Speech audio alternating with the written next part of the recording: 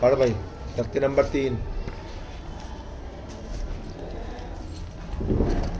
کاف یا عین صاد. اعوذ باللہ من الشیطان الرجیم بسم اللہ الرحمن الرحیم کاف ہا یا عین صاد. کون سا قاعدہ ہوگا اس میں؟ کاف میں مد لازم حرف مخفف اس لیے کہ اس حرف کی جامع حرف مدہ کے بعد اور حرف میں حرف تاکید آیا ہوا ہے. ہا میں مد صلہ اس لیے کہ ہا کے اوپر کھڑا زبر آیا ہوا ہے. یا میں مد صلہ اس لیے کہ یا کے اوپر کھڑا زبر آیا ہوا ہے. آگے پڑھ تا سین میم. اعوذ باللہ بسم اللہ پڑھ. اعوذ باللہ من الشیطان کام ہلو کام ادھر کو بیٹھ. بسم اللہ ہلو مت. الرحمن الرحیم طاسیم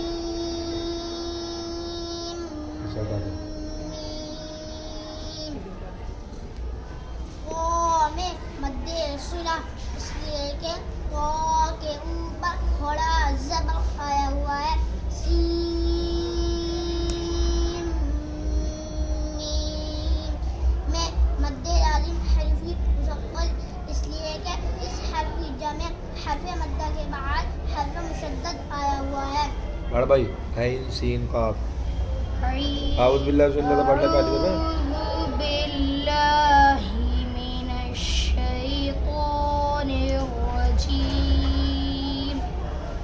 بسم اللہ الرحمن الرحیم عین سین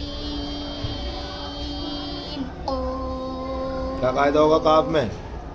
قاف میں مد لازم حرف مخفف اس لیے کہ اس حرف کی جامع حرف مدہ کے بعد حرف محذوف ساکن آیا ہوا ہے. الف لام میم را. اعوذ باللہ من الشیطان الرجیم بسم اللہ الرحمن الرحیم الف لام میم را لام میم میں مد لازم حرف مستقل اس لیے کہ اس حرف کی جمع حرف مدہ کے بعد حرف مشدد آیا ہوا ہے. را میں مد پڑھ بھائی صلہ وا زی زو واد.